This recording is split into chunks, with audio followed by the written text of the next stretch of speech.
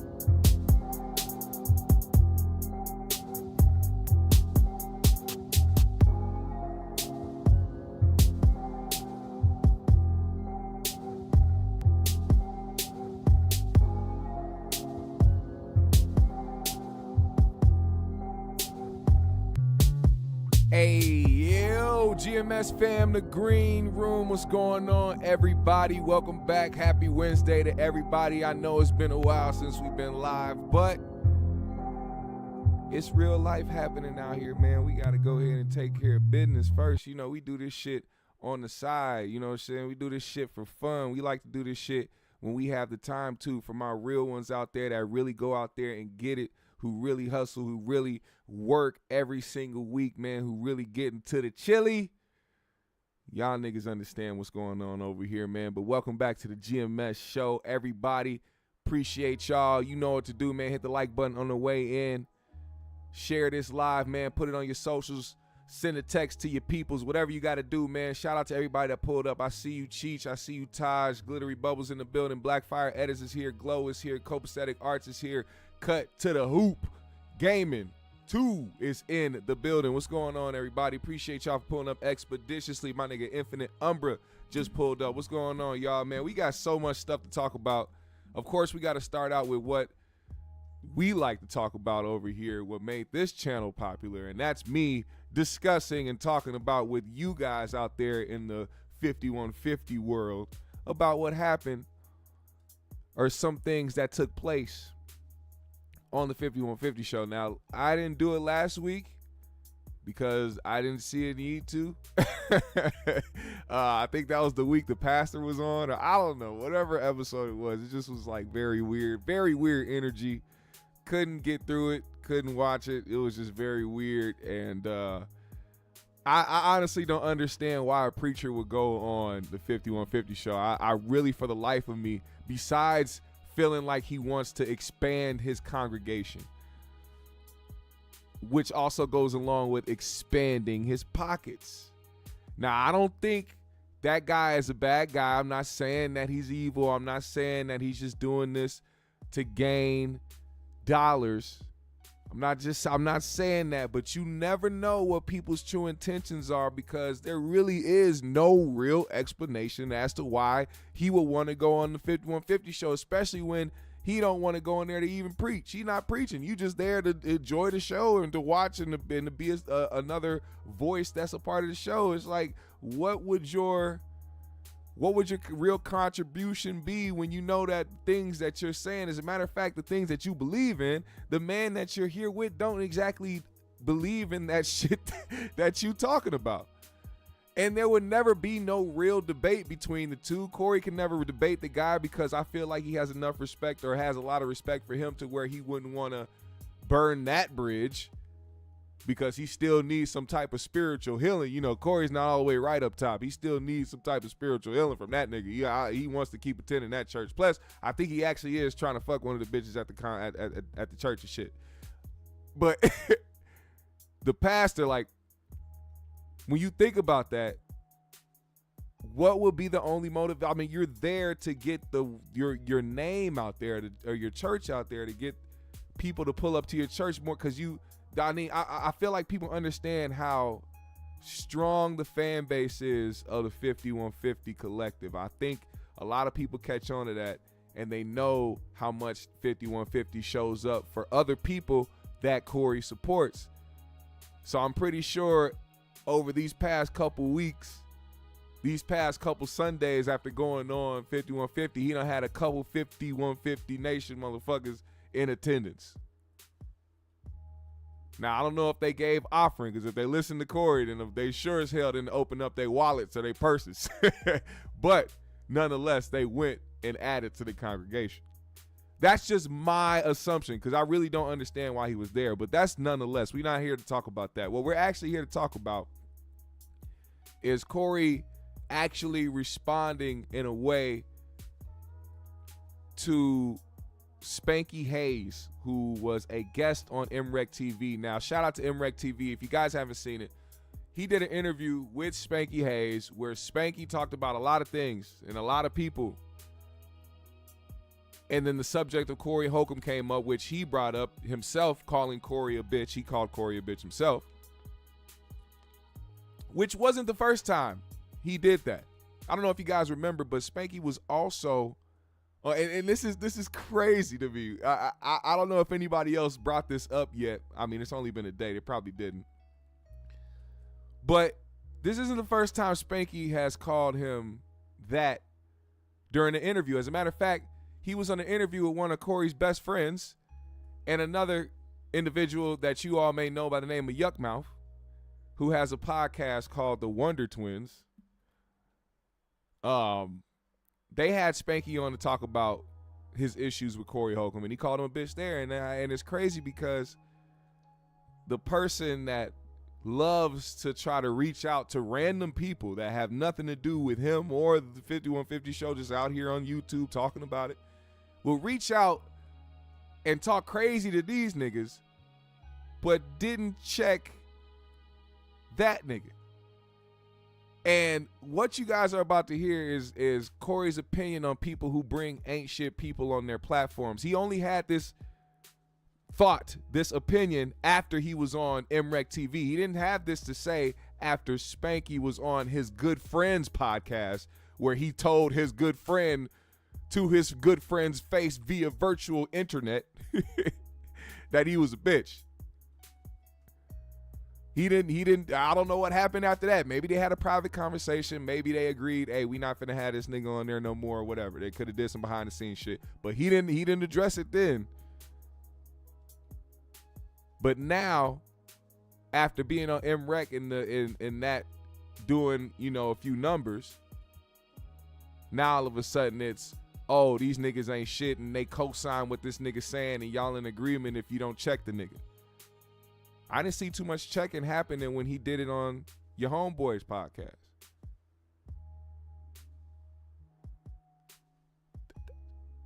That's just me. But either way, shout out to MREC TV. He had an interview, and this guy, Spanky Hayes, clearly he was lying. All right? Clearly he was saying some shit to try to do the shock value thing, and it was very understandable. Like, if he would have, mentioned Corey Holcomb having a mishap with Flame, maybe it would have been more believable. But you talking about this nigga doing some shit with Tyler Perry, you already made it sound fake. You just probably wanted to be funny in the moment and try to be salacious or whatever the case may be. And I get it.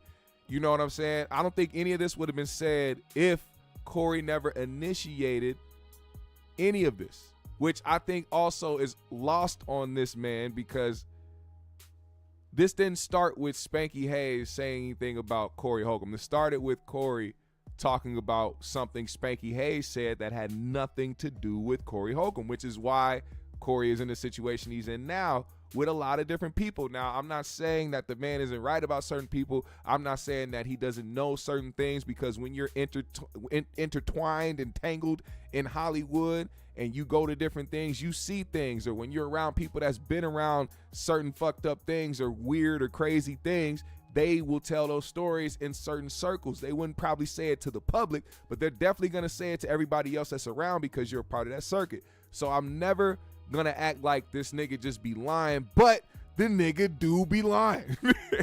And the nigga do be talking out his ass a lot, and he be coming to his platform talking about a lot of people without proof. Now that is now turned on him to where he's become so big in this realm on social media, to where people are posting his clips, people are making him go viral on these blogs, and people taking his word for certain things. And now people have things to say about him. Now he doesn't know how to handle it. Now he's feeling like people are being disingenuous, or people ain't shit, or people are this and that, when they are doing the same exact thing he does every week. We got to get to it. I want to play it. I don't know if y'all, I'm pretty sure y'all seen it before. I don't want to beat a dead horse and continue to play the same thing over and over again. But if y'all saw the interview with MREC TV and Spanky Hayes, then you know what was said. And just, he was calling Corey gay and saying he was doing sexual stuff with Tyler Perry because he did a movie with Tyler Perry, whatever the case may be. Complete bullshit, but he said it, and it's making its rounds, and Corey felt like he needed to respond to this on his show. Listen to this. You know better than that side of the game. One thing I definitely want to put out there in the atmosphere of all podcasting, if you got a buster on your show, you can't act like, oh, I didn't know that's what he said. Let me explain something to you, man. We have to take accountability of the people we bring on our show. Stand on it. Don't act like, oh, I didn't know, or whatever. Or if somebody out of pocket, cut them off. I'm saying that should be the law. Like, if you got somebody on your show and you know they out of pocket, if you don't cut them off, you up with it. You up with it. If somebody out of pocket, I'm not talking about a difference of opinions. A difference of opinions is what makes podcasting worth watching. But when you know what? Really? This can't be. This is not Corey Holcomb talking, is it? A difference of opinion is what makes podcasting interesting, huh? But when people have a difference of opinion of yours, then they some fuck niggas, or they this and that, or they some clout chaser, they some haters. These niggas be contradicted as fuck when they want to try to prove their own narratives. That's wild, but I'm gonna keep going, because there's something else he said that I feel like is crazy. Like, when you say you have people on your platform and take accountability for people on your platform, and when they say things and you don't check them, you up with it. Well, you have to be careful how you frame that, because, my good sir, you had R. Kelly on your platform, and you have acknowledged that R. Kelly was messing with young girls, but you have been advocating for his release from prison because of the charges they actually got him for being quote unquote bullshit. But if he actually did the shit that you believe he did, don't you think he deserves to be where he's at? Why would you advocate for him and put him on your platform for his release, knowing that he was a weird individual like that? Are you up with that? Or were you just doing it to try to help another black man? What was it? Somebody is a liar when somebody is doing stuff for shock value, clickbait type shit, and they talking crazy about somebody else, and you know it ain't true. You up with them, man. Yeah. You up with them. You are part of them. You can't act like you didn't know no more, man. You like, cause I done said stuff about people. I take stories from the internet and I talk crazy about them. Whoa, back up. Say that again real quick. From the internet, and I done said stuff about people. I take stories from the internet and I talk crazy about him. You take stories from the internet and you talk crazy about them. That is a man admitting 100% genuinely what he does on his platform. I commend that. But also the hypocrisy in that as well. See, people be trying to call me a hater. People be trying to say I be doing this and doing that. I'm against Corey. Hey, man, I call it how I see it. And not too long ago, this man got pissed off at a little rail for saying he talked crazy about people. Am I right or am I wrong? Am I right or am I wrong, man? Y'all, man, the people, it's funny because there's people out here who are so fanned out who will hear that and be like, no, it's not the same, man. He was saying it in a disrespectful way. And no, man. The nigga said he talks crazy about people. And Corey got offended by that. Matter of fact, he said it verbatim. This nigga say I talk crazy about people, and he took that as disrespect. But then we'll turn around weeks later and say he takes stories from the internet and he talk crazy about it. Which also lets me know that this man right here, look at the face, the realization that he just had. He said, damn, now I'm actually proving some of these niggas right. This actually shows me that he be doing this type of shit on purpose because he knows how the internet works and he knows that it helps his platform continue to stay in the algorithms and continue to stay entertaining and float around on these different blogs because he understands how this shit works. But the way that he portrays himself to be is the character that I believe that he has been building this entire time. I'm understanding now this is a character that he is playing for the society that follows his show. These street niggas, these hood niggas, these people that don't mess with Hollywood. Which I don't mind that character because we need less people to be so conformed to wanting to jump into Hollywood and try to trust what's going on out there. There's still realness to what he's saying when it comes to Hollywood because he's been a part of that. But don't get it mistaken. That's somebody that still yearns for Hollywood acceptance. I see it and I hear it, and I'm not going to be blind to it because a lot of niggas out here be fanned out. I just see it differently. I'm not no nigga that's just sitting there just like, oh my God, yeah, Corey Holmes the greatest. Let's see. And let's take heed to everything he says. There's a lot of things when he's sitting here talking about standing on stuff he doesn't really stand on. He's going to mention Stephen A. Smith in a little bit. But let's hear more about what he has to say in response. I'm going to let it play. I got to stand on everything I said, which I normally do. And if I make a mistake, I can admit I made a mistake. But you little cake-ass podcasters who bring on these buster motherfuckers for clickbait, you with them. Don't act like you a neutral, oh, we're just a broadcaster or all that shit. No, you bring it on hobos and letting hobos have an open mic on your podcast. So does this apply to Yuckmouth and your good friend who I refuse to name anymore? You know, I used to throw out fat insults, but I'm pretty sure he's used to that. So I'm just going to say his friend.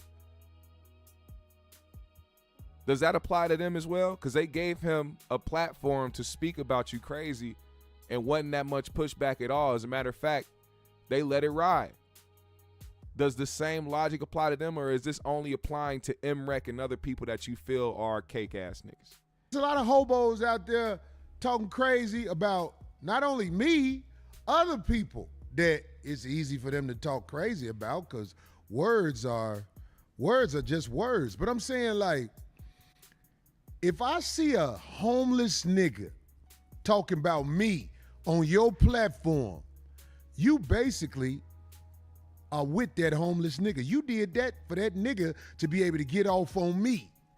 That's all I'm saying. Don't act innocent. I remember Pierre had Tasha K on his shit when we was talking crazy. When Tasha K was talking crazy about me, and you let that bitch go on there talk about a nigga like me got faggot shit going on. Nigga, you up with that bitch now. We don't condone that word over here in the YouTube space. We don't condone the word. That F-bomb is not condoned here. We don't support that. We're not saying that. We do not. What Corey Holcomb is saying in this review of what is happening on 5150 does not reflect on the GMS show. Just want to make that full disclaimer. So if you see me, don't be like, hey, Corey. No, nigga, you up with that bitch. You a bitch now. That's how it go from now on. You let that bitch have an open mic on your Backdoria ass podcast, and I bet if he saw me, he'd act like, hey, what's up, man? Nah, it ain't no hey, what's up? Stay your cake ass away from me and run with them motherfuckers. All you motherfuckers who let these hobos on your show, homie, that's on you. This niggas going around talking shit about motherfuckers. They ain't got no evidence, no nothing. Just saying it for the shock value. Then the cake ass nigga put on there some type of shit like. Is that not a projection or what? It sounds like a projection to me. Whatever. I use my name for example. Corey slaps a baby. Exactly. Yeah. They Man, you let that bitch ass nigga come on there and say that shit, nigga. I ain't no motherfucker. Man, let me tell you something. I'm not no man who does bogus things to people. Cap. Glittery Bubble says, what happened to Corey suing Tasha K? I think he still got his guy on the prowl trying to throw a paper at her on stage somewhere, serve her somewhere in the country. He's still on it. I'm pretty sure he's still trying to get her served. But let's run this back real quick. Let's run this come on there and say that shit, nigga. I ain't no motherfucker. Man, let me tell you something. I'm not no man who does bogus things to people. And if that is a lie, sir. Because what you may not think is bogus could be bogus to somebody else that is happening to. For instance, how many times have we found out about something publicly that we would have never found out if Corey didn't say it about an individual that was next to him or somebody that he knew?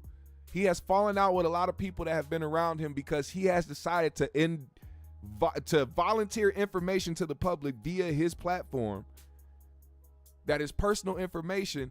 That's doing somebody foul, in my opinion. If somebody don't like me, I'm cool with that. I used to hang with that one nigga, Precise, after we did the video. I let him be around me. I saw the wretched shit in him. Look how I paid for that shit, having a wretched nigga around me. Look how I paid for that shit. And you see I'm taking the road like it's my fault. You right.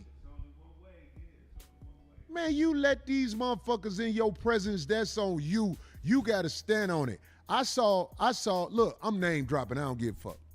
I saw TK Kirkland. He was hesitant to speak to me. I'm not mad that TK Kirkland hesitant to speak to me. I had Scrancho on my show, and Scrancho spoke his piece on what happened, and it was unflattering to TK Kirkland. But I've seen TK Kirkland do some things that are very disparaging to people, so I stand on it. Whatever Scrancho said, I had Scrancho right here with me, so I'm with Scrancho on this. It don't mean I hate TK Kirkland, but it do mean I let Scrancho come on here and air out. So I got to stand on it.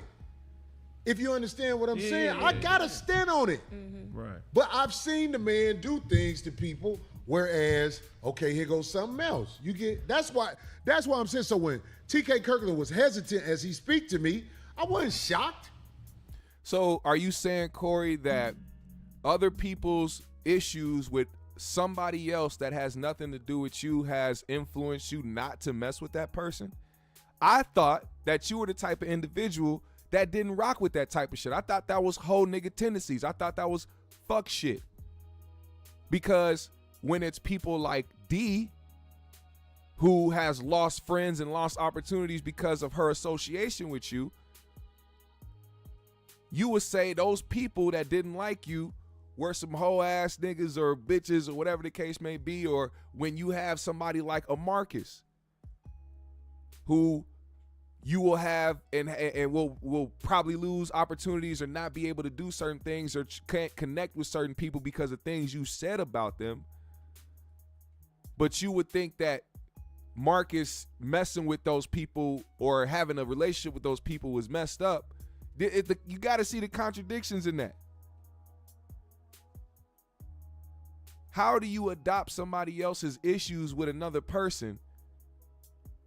Imagine if that actually was happening with you, which it probably is in the industry. People don't want to be, even if people like you, even if certain people in the industry like you, they would never associate themselves with you because the connections or the things that they've already built with other people, entertainers, comedians, what have you,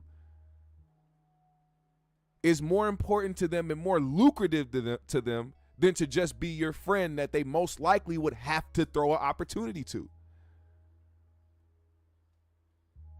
Because the best that you could do is bring in an up-and-coming comic like a Marcus or like a Craig or like somebody who doesn't have any real motion yet, to give them an opportunity to help them build some type of something.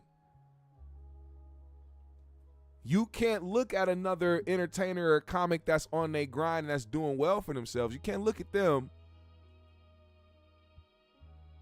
and then, you know what I'm saying? There's no way you could help them out. You can't bring a Tiffany Haddish on, or, you know what I'm saying, anybody of that caliber on your show, and that makes them do better in life. And that's not me shitting on the show. I'm just saying, being realistic about the influence here. We have to keep it real about the influence here. Corey has helped put some people on, but those people still got to try to maintain their careers after that. I was like, okay, I see what's up. He kind of like, oh, nah, nigga, you was up with that nigga. Yeah, I was up with Scroncho on that shit. I admit it, because I can bring people on here that you've done things to, Mr. Kirkland, where you was way out of pocket. Way out of pocket. I'm not trying to kick up no dust with TK Kirkland, but I'm saying when he was like, I was like, hey, what's up, man? He did like this, something like that. I was like, all right, you know what I'm saying? But I get it. I ain't mad. Wait. Let's look at this. Let's look at this, because we talking about a man that talks about how he don't be up smiling with people. He don't be smiling with people. He don't be fake and phony with people. And he just got done talking about how if a motherfucker seen him, aka a Pierre, he'd try to smile with him and try to be fake with him, and he ain't doing none of that. But on the other end, when you actually hear the stories of when he actually runs into people, Corey be the first one to be smiling and have his hand down and got his chicken ready. And this nigga TK wasn't being phony with him, because he knew that him bringing him on there and Corey acting like he was the only one, or that Scroncho was the only one that said some disparaging shit about TK Kirkland, like he wasn't up really saying some shit with him. Not that, Scroncho said it, so I'm just in agreement for what he said. No, you also said some shit about TK as well.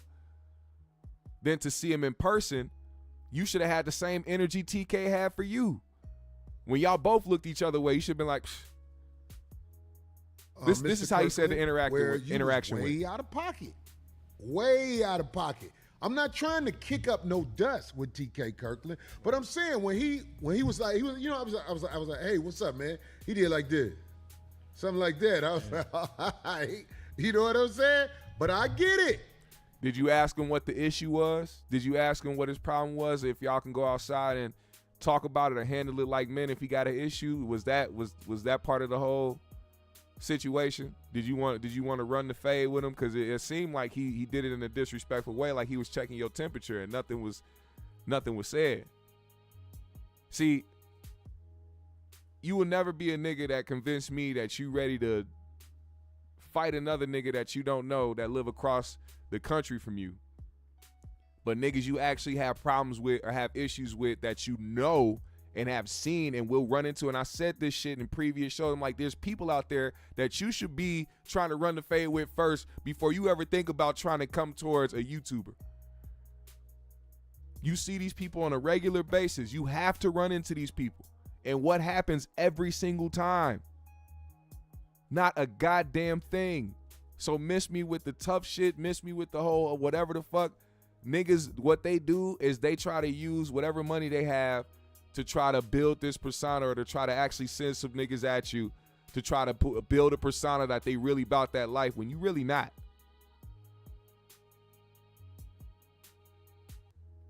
I ain't mad at you. Everybody we have under us in this podcast world, you got to take accountability from that from now on. No more acting like, oh, he was just saying what he wanted to say. The most famous case of this is Shannon Sharpe. Oh, here we go Shannon with Shannon. Sharpe, you had Cat on your podcast. Nigga, you was with Cat, nigga. That's why all them motherfuckers ain't fucking with you. Even the Backdoria motherfuckers you cool with. I'm just saying. You had Cat on your podcast. You have to take responsibility for bringing on Cat. Don't act like you didn't know and you were deer in the motherfucking headlights. Nigga, man, Cat, you know Cat wasn't finna let them niggas have that shit. So you let him on there. You let other motherfuckers on there. They ain't like that shit, did they?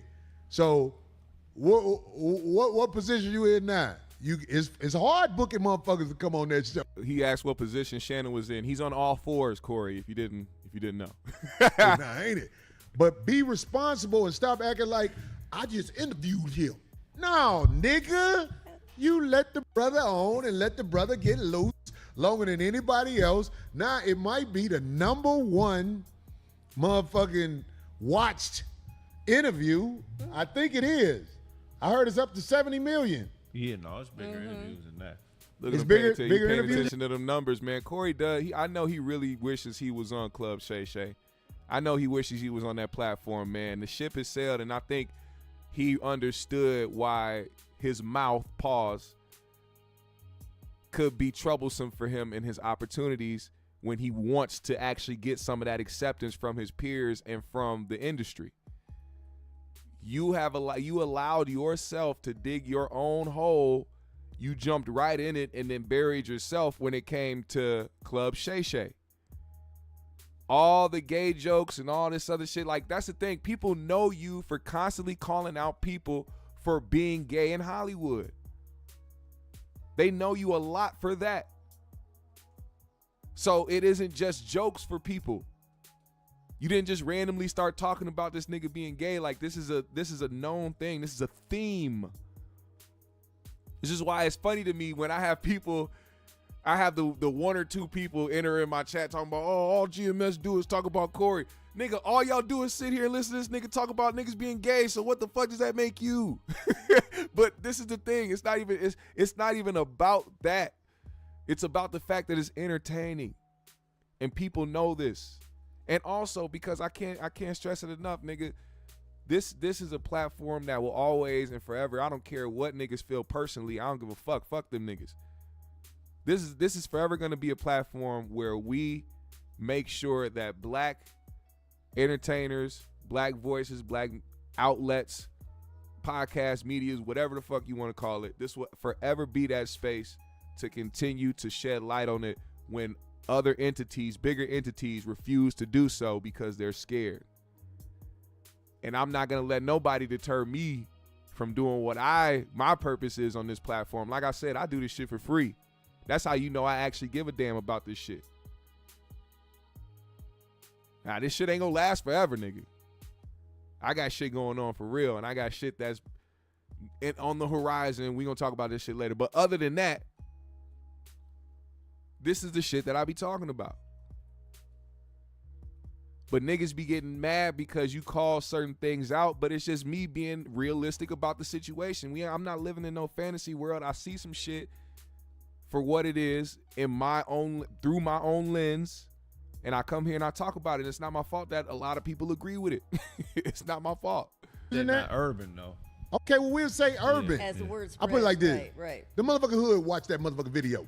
All day long. You dig what I'm saying? You responsible for that video, Mr. Sharpe.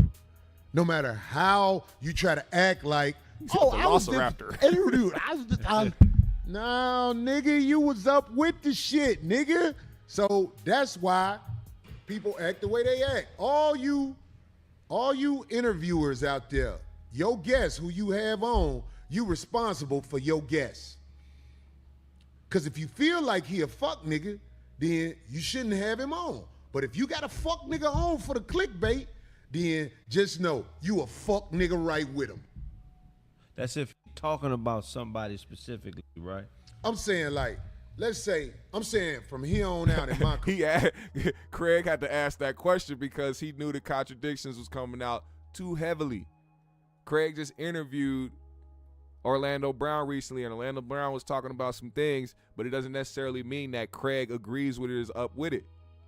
Career. Yeah. If I got somebody on and they talking about somebody and I don't stop it, I'm up with it. Right. I'm down with what he talking about. Or what about allowing? Now, the reason I'm saying that is because it's a lot of people out here who at rock bottom on the internet lying on people. Definitely. It's people on the internet lying on me that's at rock bottom. Me too. A hobo. Right. That's what they are. I'm talking about for real. I ain't exaggerating, man. It's people out here, man, they ain't even got a bank account. But they on the internet, That's on funny. these MREC TVs. I think that was MREC or whatever. Man, these motherfuckers in here, they got a hobo line on me. I'm like, what? Oh, man, y'all. Why ain't you mention the Wonder Twins? Why don't you give them some publicity, man? They did the same exact shit. Those your homeboys, man. You want to put them out and try to help support them. Why ain't you call them out for the same shit? Y'all up with that shit for clickbait. Y'all up with that shit, man. So I can't rock with you after that, man, unless you make it right, man, and say, I shouldn't have never had that whole ass nigga on here because I felt he was lying. That means you ain't had no side of the story and whoop-de-whoop-de-whoop. We got to be better with these platforms because it's too many transients. That's the person who ain't got a place to stay, right? Yeah. It's too many transients on here talking crazy about people. Ain't nowhere near being a person of relevancy. I'm on the internet every week. I'm like, I know my name gonna get thrown out there with shit on it. But I'm watching where the shit come from. That's what I'm trying to say. Now, I see what y'all saying in the chat. Y'all asking, so is he responsible for having Ari Spears on? Yes, he is responsible for having that man on. He's also responsible for not being the one to stick up for his co-host the way that Zoe did. But now Zoe is paying for it because he was the man that actually stood on shit, who actually was ready to throw them bows with a nigga regardless if they was live or not, because he was disrespecting the host and disrespecting the platform. Corey on the other end was egging it on and smiling and trying to, hoping that something happened, and he could have stopped it. He could have, and just like him talking about somebody doing the most and not stopping it or not putting a halt to it, he didn't try to put a stop or a halt to what Ari Spears was doing and put a stop or a halt before Zoe started attacking the nigga, which he could have did. He could have did that multiple times before it got too heated. His one last chance was when that nigga Zoe said, I'm very clear-minded. As soon as Zoe said that, Corey should have said, all right, you know what, y'all? And he should have stood up. He should have went between them and was like, you know what, we ain't finna do that. He could have cut the camera at any point. He could have did all of that. Even after the situation happened, you could see how uncomfortable and how much Zoe damn near regretted doing what he did. Corey on there making jokes and got the heavy bag out, hitting it, and talking about, the shit that happened and making jokes about it. He didn't take it seriously. But as soon as them lawyers got involved and as soon as 20K was talked about, now it's serious. Now Zoe is this and that, and Zoe is the reason, and Zoe is the weakest link, and he got to, come on, man. Come on, man. That man stood 100 toes down for a platform that wasn't even his, only to be treated like he wasn't shit at the end. Now, a lot of people, when they talk about certain things, they love to bring up the Stephen A. Smith shit. Corey once again addresses the Stephen A. interaction that he had. I want y'all to hear it because the way that he tries to move around this, whenever this subject is brought up, there's always an excuse for it. Now, I don't know if he knows this, But I think he's holding on to the few people that's like, oh, you should have smacked Stephen A. or you should have punched that nigga in his mouth. I think he holds on to that more than the logical sense of what people are trying to say or the problem that they had with it, which was him taking a picture with the nigga and smiling with the nigga like everything was cool with all the shit that you've been saying about the nigga before and after that picture happened. That is a lot of the people's issue with that. And they still, and that's crazy. Like, I don't know how somebody can appreciate their fan base who will see that, criticize him about it, but still rock with him afterwards and be like, all right, nigga, you had a moment that you didn't stand on shit and you look phony and you look fake, but you're funny. And you're entertaining. We gonna keep rocking with you, black man. And here this nigga go trying to attack everybody that got a opposite opinion of him or calling out his bullshit. To be the nigga to call out niggas being cake niggas and fuck niggas and all types of shit, but will do some shit that will be some fuck shit in other people's eyes and try to come up with excuses for it. I mean, that's not somebody I want to try to take heed from or try to learn how to be a man from or learn how to be an alpha from. That's just somebody I'm going to take as an entertainer and I'm going to enjoy the show and keep it moving. But this is what he had to say. This is his story once again about his run-in with Stephen A. Smith. And we gonna move on. Don't be he. When I saw motherfucker Stephen A. Hold on, we got to go back because storage. I'm so proud of the fact that we blew up out of storage. Yeah. Shit. I think that is G. Mm-hmm. Whatever you want to say about me, whether it's good or bad, I get it. I'm a public figure, but when you see me, don't be he-heing. Oh, really? Don't be he-heing. When I saw... He want everybody else to be a real nigga in front of him until it's time for him to run into somebody. Everybody got to be standing on shit. Pierre got to be the nigga that can't be he-heing and ha-ha. All these niggas that got something to say can't be running up to Corey, shaking his hand, trying to take a picture if he don't fuck with him. But when it's the other way around... Oh, motherfucker, Stephen A. Smith. His bodyguard sent him to that table. You ever see that big light-skinned dude who be with him? Who the fuck cares? Stephen A. Smith got this big bodyguard dude who be with him all the time. That's who saw me first. He was like, hey, there go Corey over there. Now, didn't Corey say he had an off-duty cop that was with him that day? What the fuck is you scared for? Or what is you hesitant about? Or what is you kind of like, oh, no, not his bodyguard pointing him over this way? I don't give a fuck if it's his body. His bodyguard isn't there to attack you. His bodyguard is there to be on defense. So you had every right to be like, man, Stephen A., get the fuck out of my face, man. I don't fuck with you. What, you think his bodyguard was going to haul off on you for telling Stephen A. to get the fuck away from you? This nigga picked up chicken, smiled, and took a picture. But let's hear it. Joe's Restaurant in Chicago, NBA All-Star Weekend. And Stephen A. Smith came over there. And I watched it all happen. Am I supposed to be like, no, fuck you, nigga, in that restaurant? No, that ain't how you do it. I'm saying this for the younger guys. When you let people see you get on 10, they got you. Yeah. You weren't supposed to start yelling and screaming like a female. There's ways that nobody in that restaurant would have even known y'all two had issues. Even if you told this nigga, get the fuck away from you.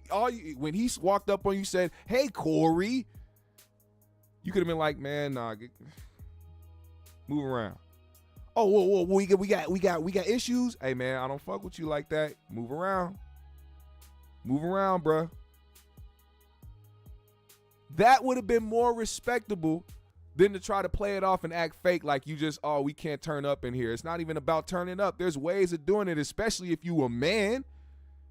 If you a fucking man, you should know how to handle a situation like that where two individuals who ain't got beef to the point where they got to fight each other in public, but more so, I just don't fuck with you, get away from me. It's easy to dismiss that shit.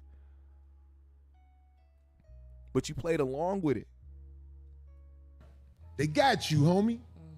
Be calm and walk it down, because it ain't real. We in Joe's Restaurant. Who would want to tear up Joe's Restaurant except for an emotional man?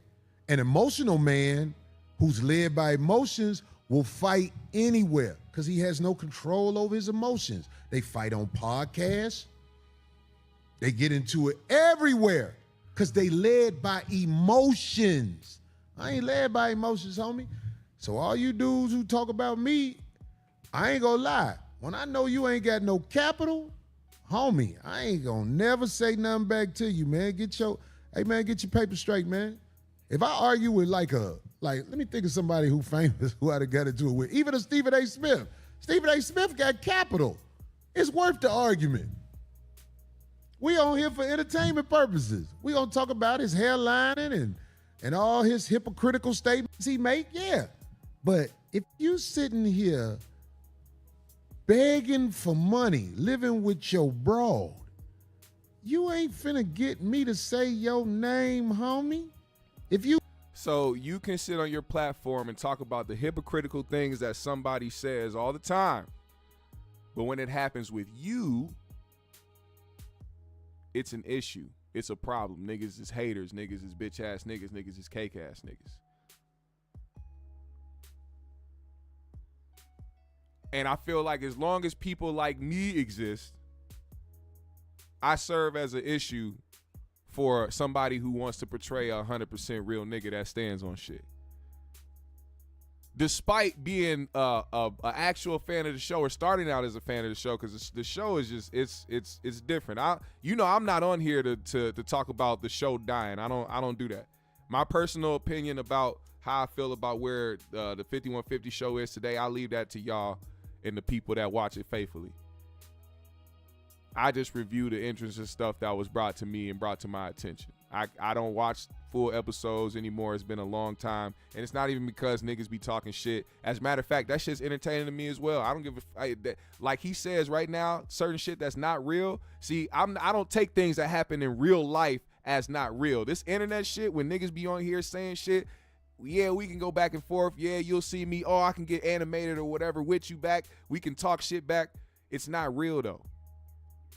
Because I know that he is focused on trying to make every dollar that he can because he doesn't have the opportunities that a lot of his peers have. So he has to continue to hustle as hard as he can every weekend to make that bread that he makes. He ain't got time to be really trying to beef with niggas that have the time.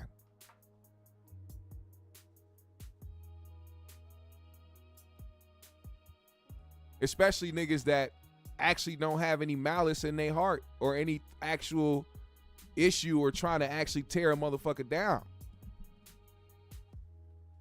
I'm not the one that's making niggas contradict themselves or be hypocrites. That's you, nigga. Shit, what? We talk about what you say is real, and we also talk about what you say that can be hypocritical and contradicting. It just so happens that the negative outweighs the positive because that's what you base your show around. Being negative, talking crazy about people because you know that works.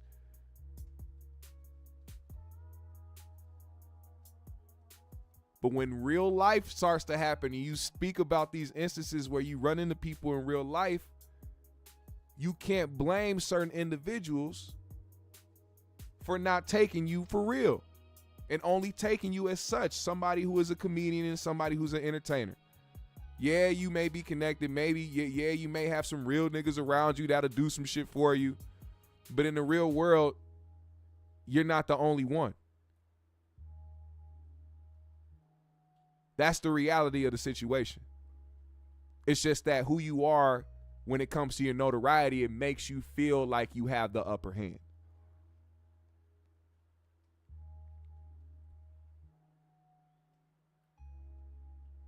Now, that shit will forever be burned in Corey's legacy.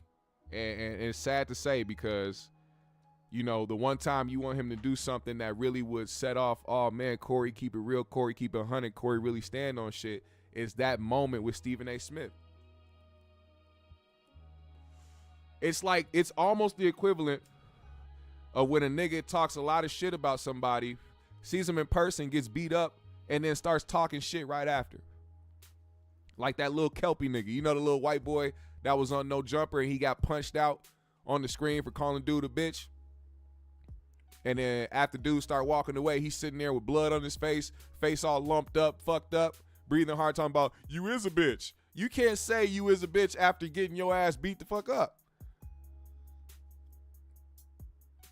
That man manipulated your mind into picking up a piece of fried chicken and smiling with the most nigga grin in society and take a picture. Like, I mean, why would you pose for a picture with a nigga that you hate? A nigga that you said is on site for? That is the craziest thing in the world. The picture should have never happened. Never. And quite frankly, I don't feel like Corey has the right to speak on Stephen A. ever again. He doesn't have the right to speak on him ever again because they had a real life interaction and it didn't go the way that you portraying it to the public before and after that picture was taken. At that point, he got the one up on you, and that nigga Stephen A. ain't shit. And I guarantee you, the next time them men see each other, which could possibly happen in the near future, he still will have the same energy. Or he might try to find a way to redeem himself. Who knows? But I low-key want that to happen. I low-key want them two individuals to have a run-in again, just so people can see what type of individual this man is in real life versus who he tries to portray himself to be on his platform.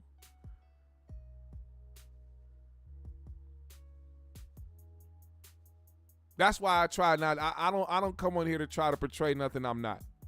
I can't put on no persona because if I walk outside and niggas see me, they think I'm something I'm not. Niggas might try you. Niggas might do this and that. That's why I keep it real. I am who I am. You know something dope that happened to me last week, man? I was at work, and shout out to the legend, man. I got to meet Sheila E last week, man. She pulled up to my job. We got to chop it up, man. Very, very dope lady. Some unfortunate things happened that day. Y'all can go read about it somewhere else. I can't bring it up due to legal reasons. You know what I'm saying? I'm on NDAs where I work at. This is a different type of place. But I got to meet Sheila E. She was very dope. I can say that much. That same day, I had two other people pull up. You know, they came just to, enjoy the space. They seen me, and then they got led down the way, and the next thing you know, I see them come walking back my way, and I'm like, oh shit, what's going on? I see the dude wave me out, and I walk out there. I'm walking out into the yard, and he goes, hey man, you host the GMS show? I was like, oh shit, yeah, I do. What's up? He's like, hey man, so and so. Matter of fact, I'm gonna shout you out. I believe he said his name was Nate. Shout out to my nigga Nate. Him and his girl pulled up to my job. They were coming there to visit. They had no idea I was gonna be there or that I worked there. And they see me and they show love. And that was like one of the first instances I had from somebody being from, and they all the way from, the east side. I ain't gonna say exactly where they're from, but they from the East Coast. And it was a dope thing. It was a dope experience, man. I took some pictures with them. And it was just dope to meet them and dope to chop it up with them. And I really appreciated that. That was something that was really dope. But it's like things like that, if I put myself out there to be something that I'm not, the approach could be different. But people know that I come here with peace. They know that I'm a logical individual. I'm not here to beef with nobody or try to disrespect nobody or try to be the clout chaser or the clickbaiter and you know what I'm saying, the guy that over sensationalize shit. I don't do that. I'm not a disruptor. We can talk about some heavy topics. We can talk about people being contradicting. We can talk about all that shit. But at the end of the day, I'm always going to be the positive nigga at the end of the day. Because I give a shit in a different way. I give a shit in a different way where people don't, they don't understand it. They might think it's phony. They might think it's fake, but this is really who I am on a daily basis. And I mean that shit. You know what I'm saying? So we'll talk about that for another day. But MREC TV responded to Corey Holcomb.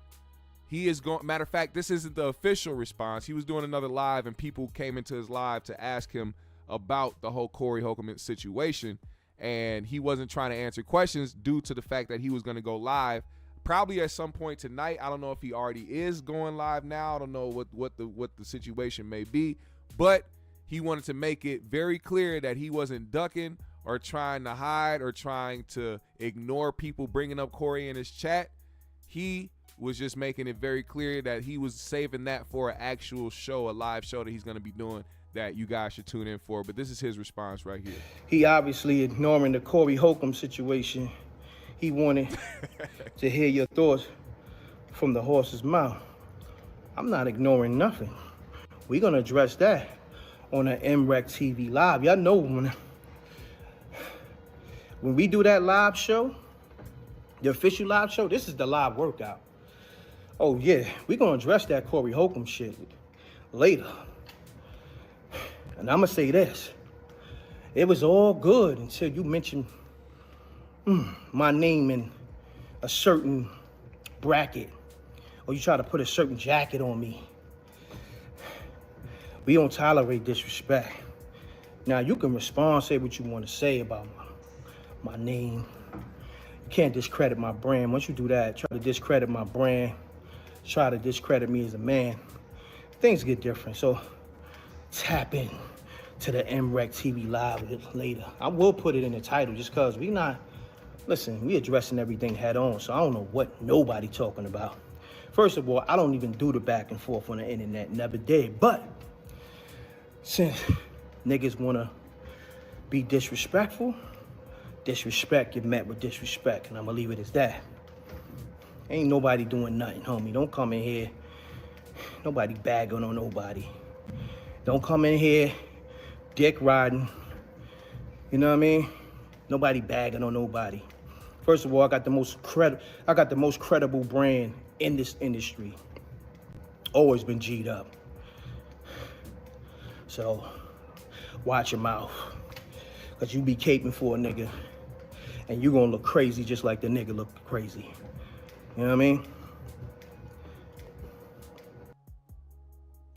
Now, MREC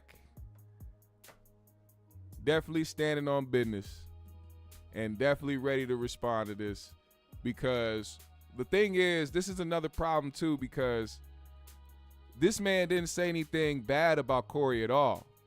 He just gave Spanky a platform for an interview to talk about everything. It just so happened that Corey came up due to Spanky Hayes. He didn't just, MREC wasn't like, yeah, so what's going on with you and Corey Holcomb? Why is he? No, he called Corey Holcomb a bitch, and MREC was wondering why he called Corey a bitch. He couldn't just let him skip over that, and then clearly you could tell Spanky was trying to bait that whole conversation because he knows that speaking on Corey will have him go viral or have him get some traction. He tried to gloss over. He's like, Corey Holcomb a bitch. But anyway, yeah. And then before if you saw it, you know what I mean. As soon as MREC said, wait, he immediately was like, yeah, that nigga a bitch, man. That nigga, he was ready to talk about it. He was baiting it so that he could have a reason to say some shit so that people could talk about it. But MREC never said nothing disrespectful. He never came at the dude. But see, that's what happens when you are somebody who does act out of emotion. While you're sitting there trying to talk about other people acting out of emotion or being sensitive, that is exactly what you do. He does that shit all the time. We'll sit on his platform all day calling people backdooria, calling people gay, saying people doing this and they got close ties and they hang with so-and-so. But as soon as a motherfucker run on Tasha K saying you like your booty hole play with, you got a motherfucker running around all across America trying to serve a bitch with papers. It's crazy. You don't understand how that shit looks? Come on, man. Now, speaking of things that look crazy, because now we about to switch subject, because we about to wrap this up in a minute. Speaking of things that look crazy, Michael Rainey Jr., also known as Tariq from Power and also Power Ghost, which just started their 4th season, I believe. Correct me if I'm wrong. They on season 4. First episode just dropped. They getting back into the action.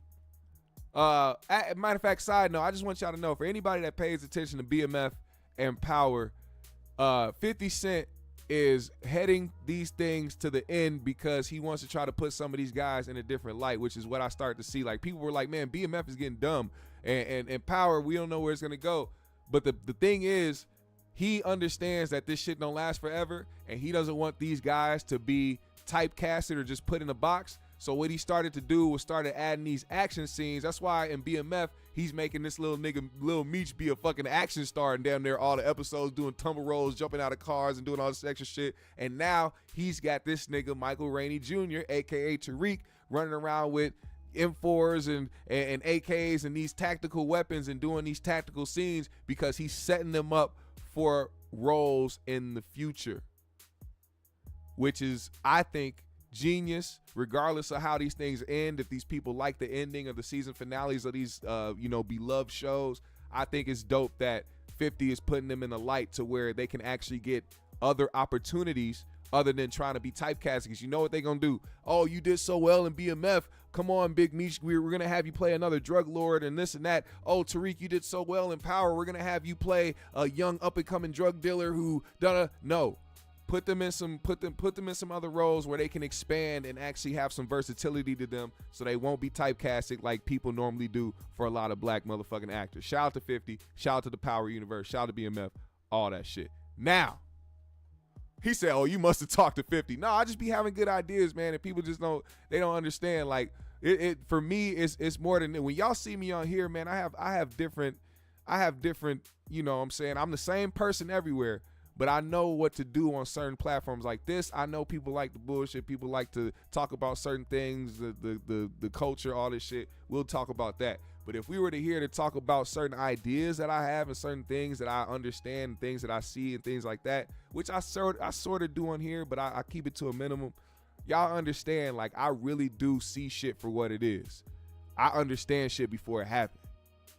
You know what I'm saying? I really be in tune with shit, and I really be understanding. I like that shit because I love the progression of young black entertainers. I want to see them continue to do shit positive, and I want them to see these examples of what's going on with people in certain positions and learn from that. Stay away from these Diddy parties. You know what I'm saying? Things of that nature. Stay away from certain individuals in the industry who don't have your best interest. Stay away from the shady managers. Stay away. Then this is where I give people like Corey Holcomb props. Stay away from people that don't have your best interest at heart. And stay on the right path. Preserve and protect your legacy. Now, I know I went on a tangent, but if you guys haven't seen this yet, Michael Rainey Jr. was on this stream. It is very popular to pop up to streamers' houses or streamers, little events and shit or whatever they do at their cribs, and go live and do these streams and have a bunch of 100,000 people watching you and, do all this shit. So these streamers, the money that they make, they pay these entertainers and these artists to come on their stream to help blow up their stream. So what this guy Tylil did, who is a streamer, he had Michael Rainey Jr. come on his platform, and while they were there with his family, you see there's little kids around looking from the ranges of 4 to maybe 11, 10 maybe, 9 maybe. Young children standing around. While they're on this stream, this man Tylil's sister comes out of nowhere, comes in the frame, and she decides that she is going to do this to young Tariq. Watch this. Everybody in here has watch the hand. Look his reaction. I've never worked. I've never did nothing. Yeah, I literally have 5 minutes of max in here. Then y'all gotta get out, okay? 5 minutes? You know how much 5 minutes? Everybody. She did this in front of the kid. First of all, Her hand came in the frame before she did, oh freaky frog ass bitch. Has worked the Look at this shit. Look at his first look. He didn't know what the fuck just happened to him. Like when you a man, I don't think people understand. When you a man and you just chilling, all of a sudden your meat get grabbed out of nowhere. The majority of niggas don't like that and won't like that. Unless you a chick that they fucking with, a chick that they was probably eyeing down the whole time they was in the club type shit. You ain't just gonna be standing there and a random chick walk up on you and just grab your junk. Niggas ain't gonna like that. Look at this. He said, well, what the he didn't know how to react. Yeah, I literally have 5 minutes of He looking around for help. He said, did anybody else see this shit? Am I the only nigga that's witnessing this violation? Then y'all gotta get out, okay? 5 minutes? You know how much 5 minutes is? Okay. Yeah. They've never worked. You gotta think. They've never worked a He had to awkwardly laugh this shit off because he didn't know how to handle this situation.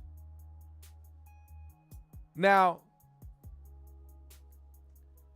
this is one thing that it fucks me up because men being sexually assaulted, especially by wildebeest, it is the worst. Like, and it's not even a laughing matter because that shit, it's messed up.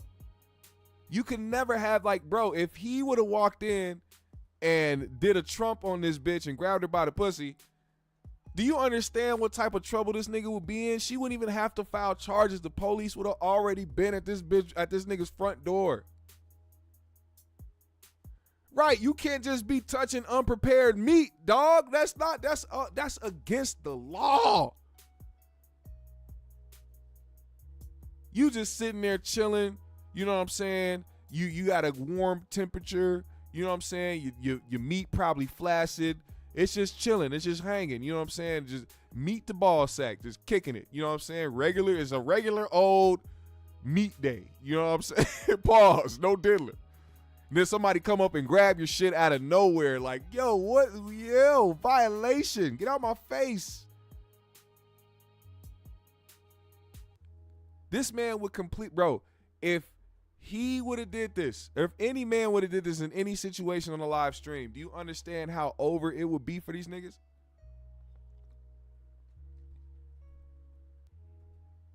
This nigga would be halfway to a court right now. Now, I don't know if it was it was addressed later. This guy's going to address what happened. Let's listen to this guy talk about what happened. Shut the fuck up.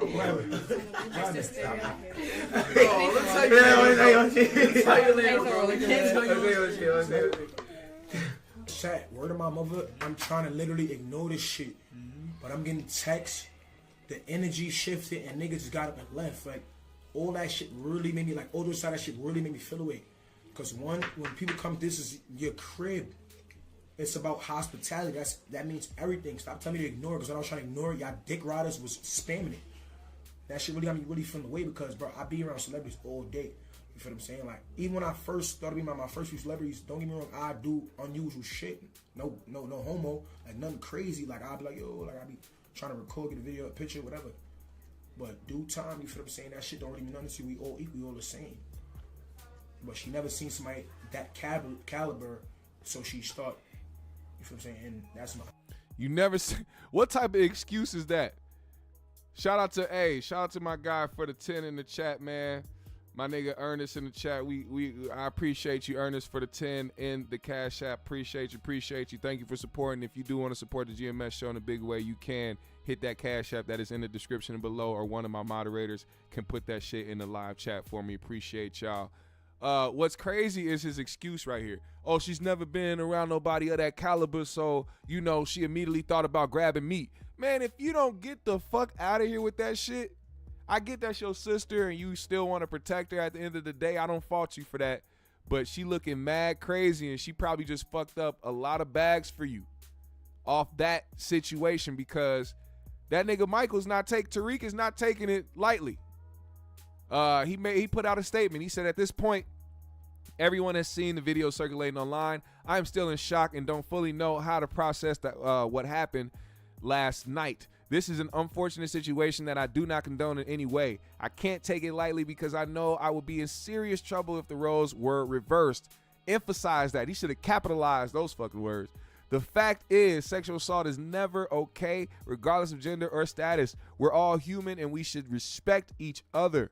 Most importantly, we should always respect ourselves. Tylil, your sister, at this point, you got to kick that bitch out. She got to go live down the street because she wasn't just like she was doing the most on this nigga stream. She was on there talking about she was ready to suck a banana on stream to help her brother go viral. First of all, that's some freaky ass shit. This bitch, hey, if you know any girl that keeps her tongue out all the fucking time, always got her tongue out in pictures, always got her tongue out in videos, always dance, always at the club with her tongue out, constantly got her tongue out, that bitch might be a predator. She might be the same shit because that girl, she's standing there, she couldn't stop doing it. She's sitting there dancing, tongue out, trying to be in front of the camera, and it always be the most unappealing looking motherfuckers that want the most attention on camera for some odd reason.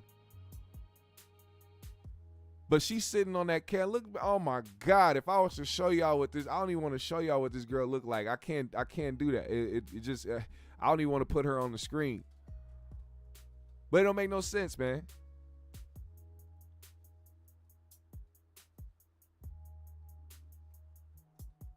Now, people getting that 50 Cent because you know how 50 plays around. 50, even though this is a serious situation and the his employee, somebody who stars in one of his TV shows, Michael Rainey Jr, aka Tariq, taking the situation seriously. But here comes 50 Cent with the jokes. He goes, "Wait, sexual assault? From a male perspective, this was an aggressive advance. LOL, he's fine. No charges are being pressed."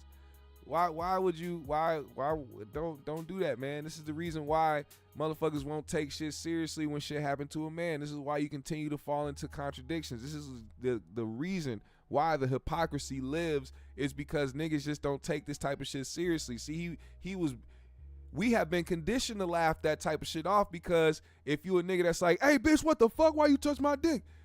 A dumb nigga out here in society will fuck around and call you gay, but then turn around and have a nigga do that to a woman and call this nigga a predator or this and that. Nah, man, they both predators. They both weirdos, and they both just committed an assault on a nigga, regardless if it's a male or a female. We have to really take this type of shit seriously so we can get out of that mentality in society where these double standards exist. They shouldn't exist. We have to fight against that type of shit.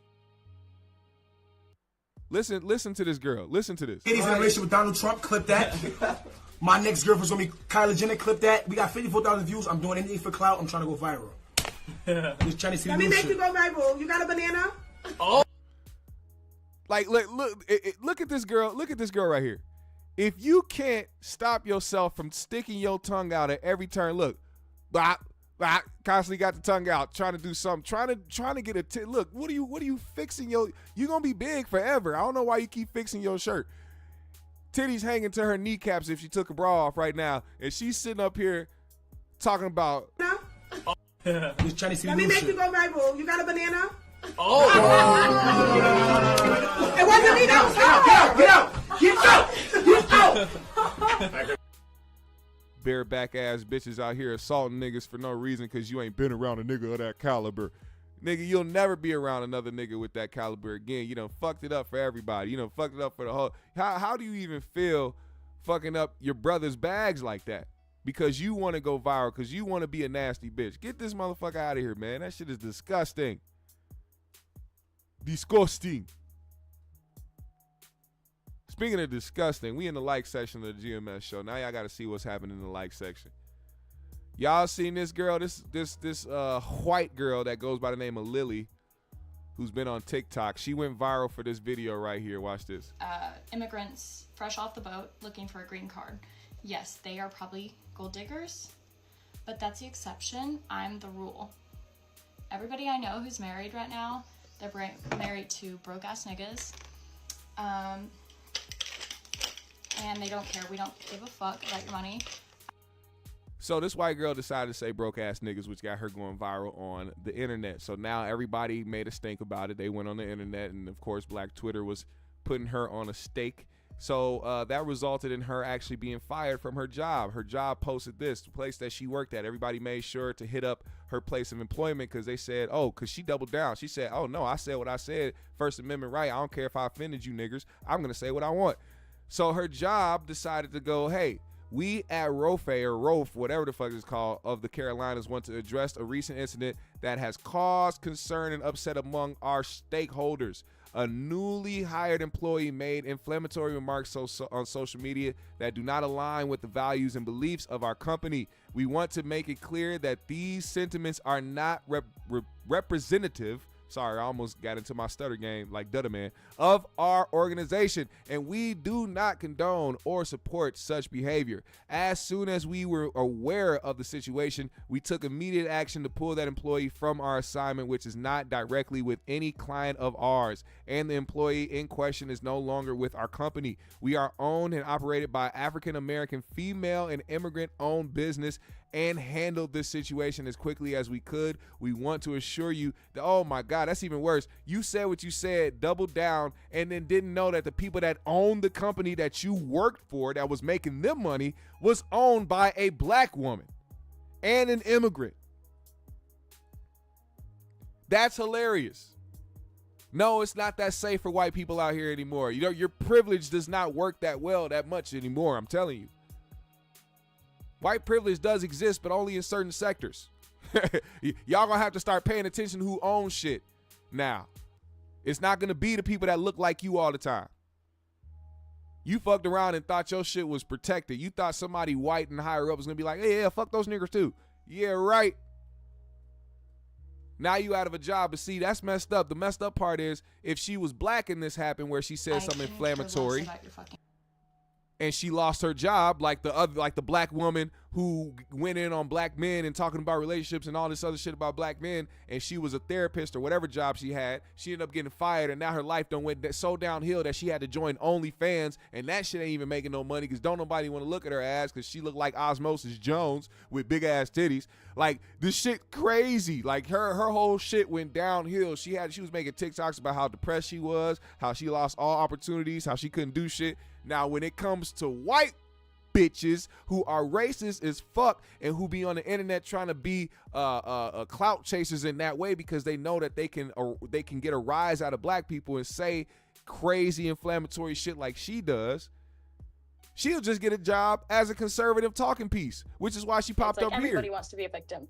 And so, you know, let's be real, there's not a lot of racism in this country. There is racism in other countries, but I won't mention that because we're talking about America right now. But in America, you're pretty damn lucky to be, you know, born in this country.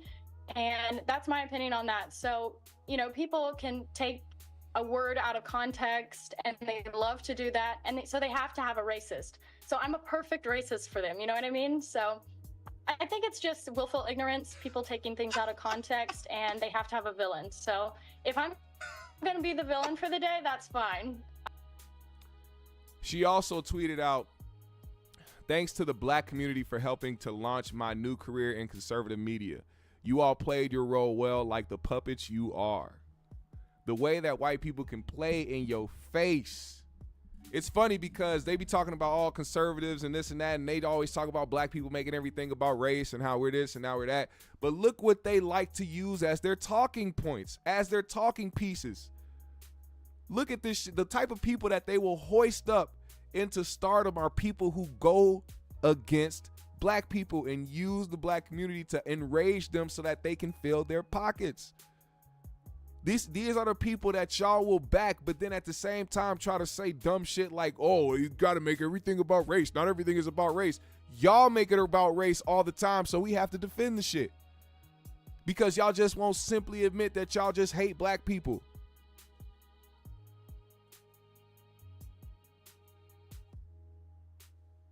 Now, as much as I wish this woman would drown in a 2,000-pound jug of mayonnaise,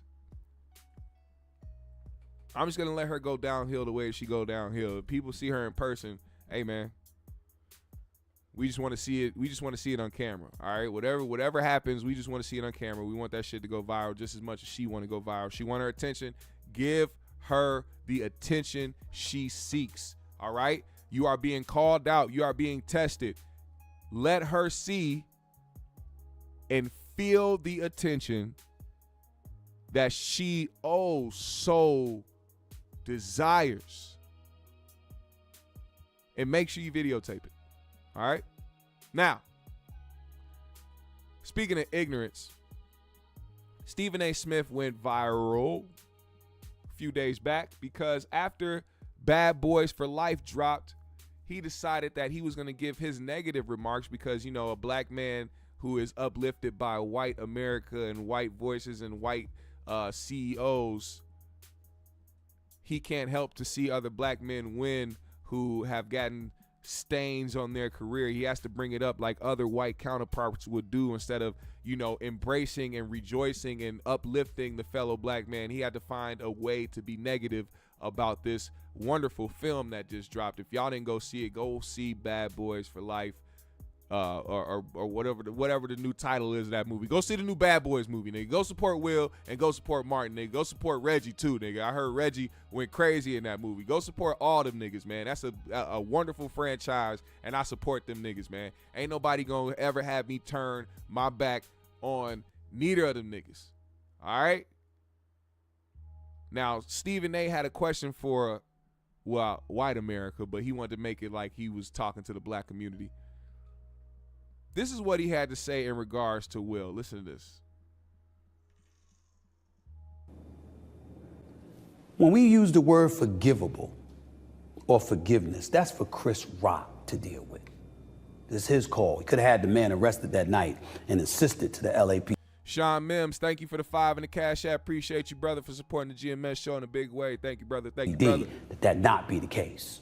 Could have pressed charges thereafter and insisted on not doing that to Will Smith, not making the incident any bigger than what it was. Yes, he came out with his own flick for next fix, got about $20 million for it. After tax, he probably walked home with about $6 million. But Chris Rock is damaged. In the day and age of mental illness or traumatic incidences that affects one's mind and psyche and what have you, yeah, you might see him at Knicks games. Yeah, you might see him still going about the business of performing on tour or doing his job or handling his business. Chris Rock will never get over that. Ever. Will Smith apologized. I'm not saying he even has to apologize. I'm saying that while I watch him and Martin Lawrence promoting this movie, and I'm quite sure the reason he hasn't addressed it is because the studios don't want him to, and there's an obligation that you have with them. All fair, I get it. But somewhere along the way, he has to sit down and talk to the black community. You can see all the white people around Will Smith all you want to. Black folks have loved and revered this man for decades. He was the closest thing to perfection, as his friend Charlie Mack once told me. For decades. Everybody makes a mistake. Wait, the nerve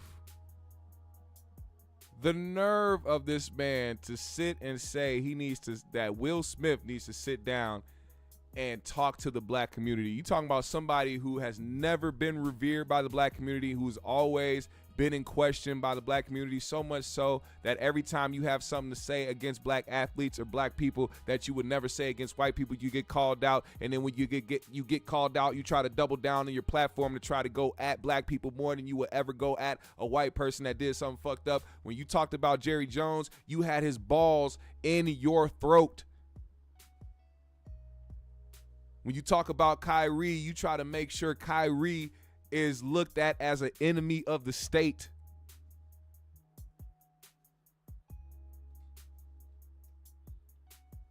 Now you want to sit up here and talk about Will Smith has to sit down. Don't nobody in the black community give a fuck about Chris Rock getting smacked like that? What? And I'm sorry to speak for motherfuckers as a whole, but I'm pretty sure. Matter of fact, let's just let me not speak for everybody else. Let me let y'all speak for y'all. How about that? Put a 1 in the chat if let's see. Let me pick one. Let me pick one. Let me see. Let me see. Put a 1 in the chat if you care about Will Smith slapping Chris Rock. Put a 2 in the chat if you don't give 2 shits about Will Smith slapping Chris Rock. Let me see. 1 if you do, 2 if you don't. Let's see. I'm gonna let this continue to play. Y'all put the 1 and the 2s in the chat. It's not hatred. I love Will Smith still.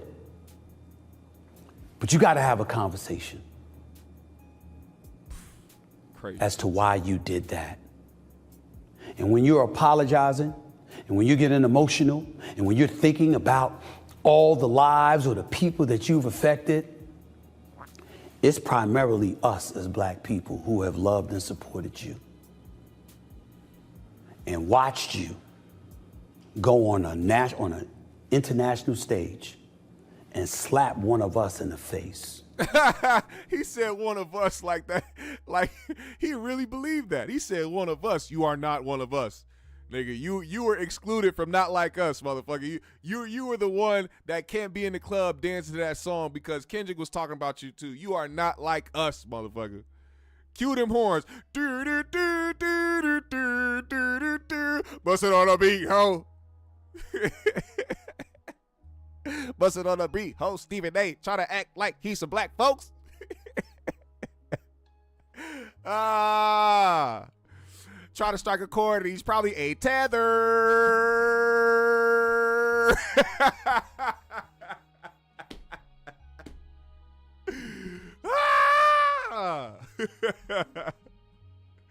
Certified black man, certified Uncle Tom. Wop, wop, wop, wop, wop.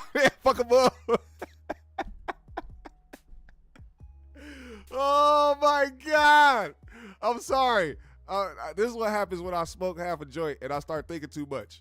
But anyway, Stephen A. shouldn't be talking at all. If anybody needs to sit down and have a conversation with the black community, it is you, sir.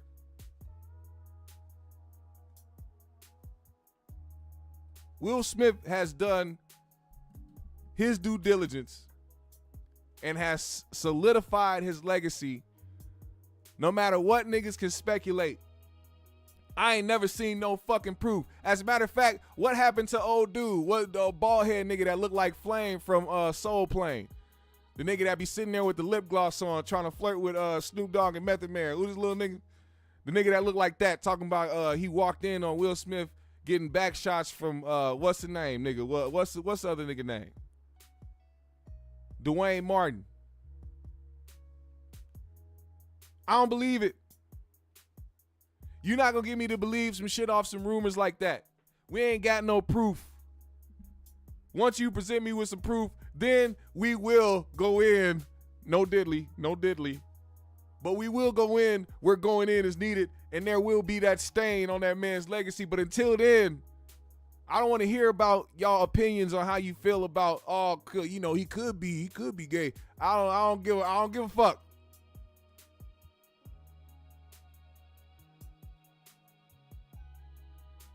I'm trying to actually protect the right legacies in the black community. Will ain't did shit to black people for him to get up here and like, why you act like a nigga can't slap another nigga?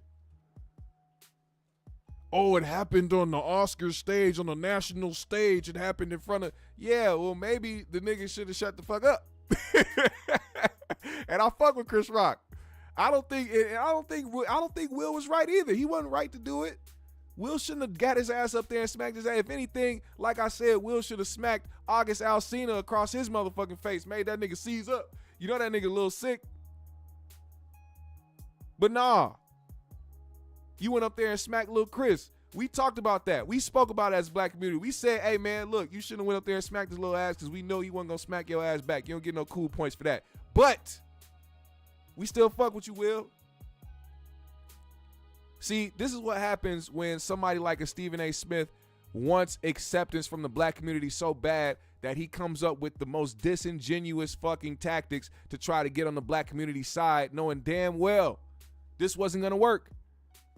How is somebody going to sit up there and call this? Like, bro, that's like when he tried to get cool points from the black community by going at Jason Whitlock. But really, in all hindsight, that situation was the Spider-Man meme, but just two raccoons pointing at each other.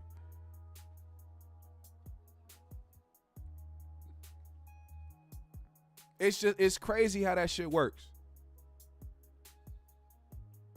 Now, of course, he got backlash for it.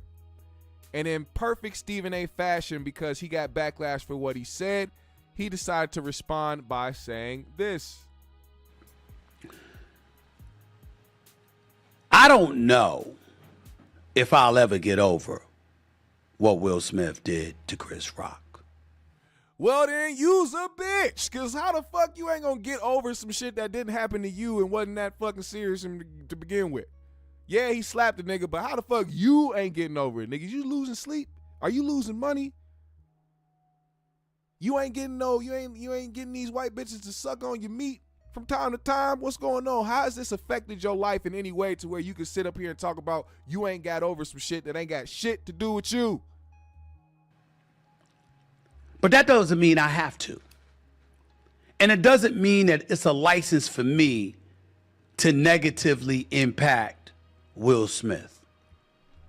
Will Smith slapping Chris Rock was a devastating thing.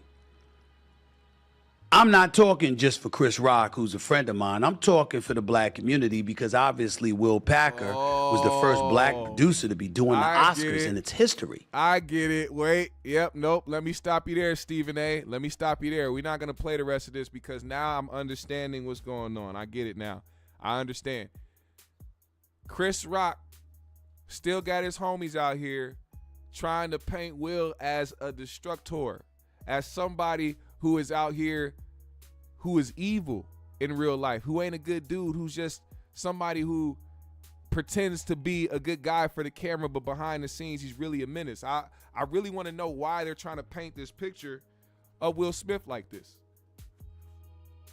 Somebody explain this to me. Why is this a talking point? Hold on. Let me see something. Let me see if there's an agenda going on. Will Smith is a twat. Oh, I liked him. Will Smith has been hiding the fact of who he really is, and it was exposed that night. That he's really an asshole. But I wasn't allowed to say anything at that time because we were part of the committee. Right. I was supposed to punish him. And how do you punish him? Wow, wait. Just back up a second. Hang on. I want to know Will what the punishment Smith is. Hold the fuck up. Rob Schneider. I know y'all know this guy, Rob Schneider. He was in the movie The Animal. He was in what other Rob Schneider movies was out there that was mediocre? He was in 50 First Dates. He was in a lot of cameos because he was friends with Adam Sandler. I swear to God, if he was never friends with Adam Sandler, that nigga would be somewhere on the highway eating his own ball sack juice and trying to figure out what he was going to do next with his goddamn haircut.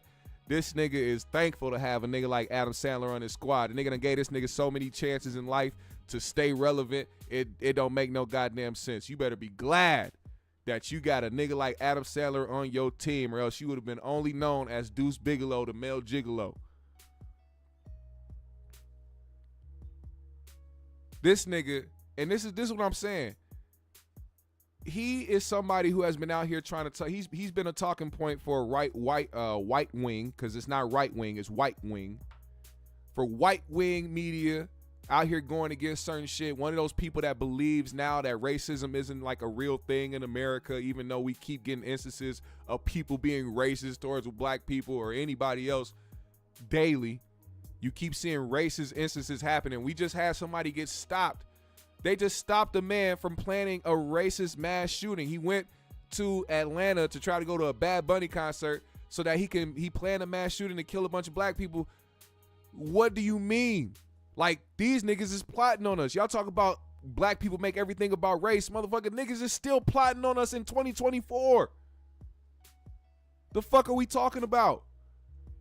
And y'all want to sit up here and use y'all voices and y'all dick-sucking ass mouths to talk about a motherfucker and how race ain't this and how race ain't that and how this is that and how, man, and how the leftists and this. Man, get the fuck out of here with that shit. They don't pimp niggas so much in politics that y'all actually believe that either party fucks with y'all or that they make some sense.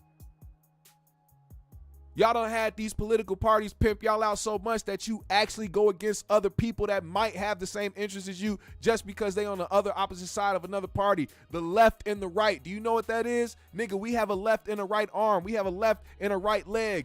We have a left and a right nostril. We have a left and a right eye. Birds have a left and a right wing. Do you get what I'm saying here? Ain't no difference in these motherfuckers. They the same. They just keep doing a good job and making y'all believe that what's happening is really happening when it's not.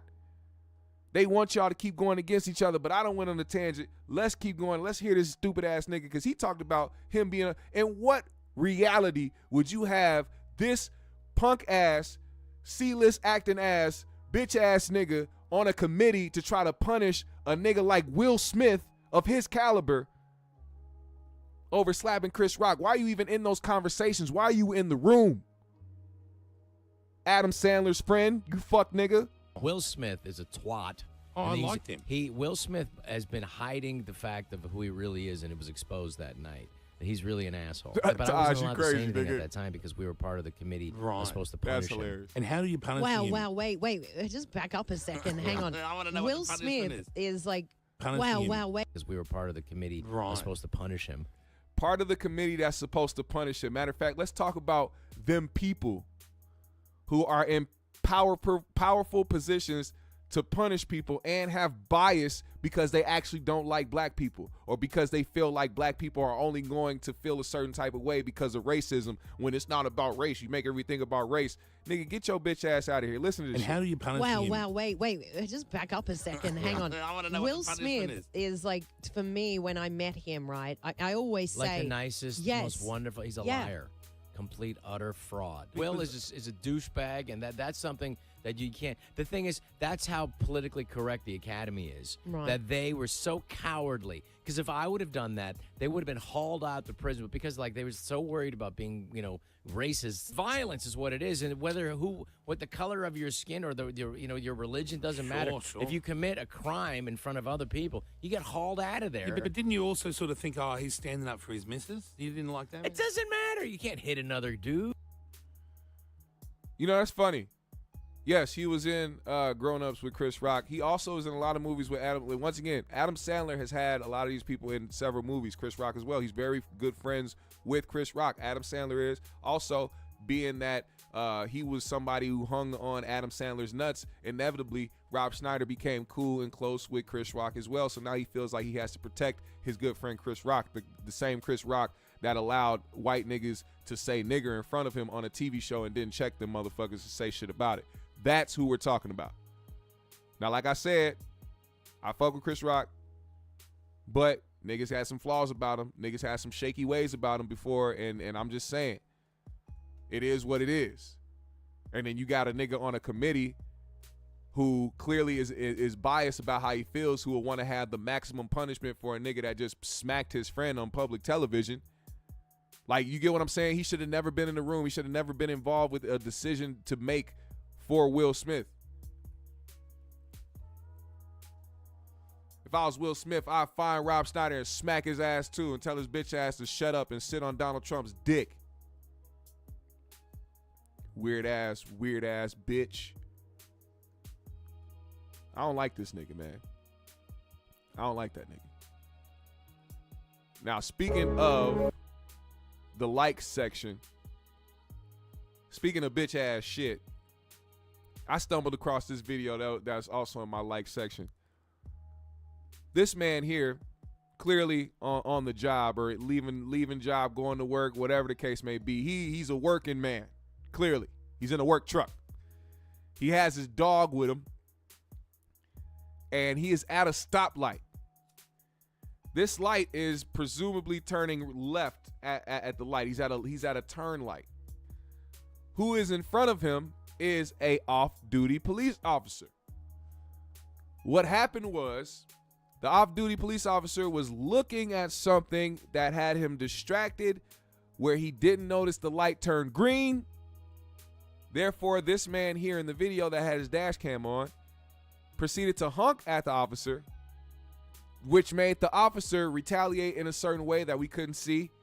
That prompted this man to stick his middle finger out at this off-duty police officer, which also prompted the officer to get out his car and approach this man, pull out his badge as well. He pulled his badge out because, you know, you can't look stupid as a police officer. You can't have nobody honk at you and feel like you did something wrong on the road. You got to get out because even if you're off duty, your ego is out this fucking window. We talked about this before.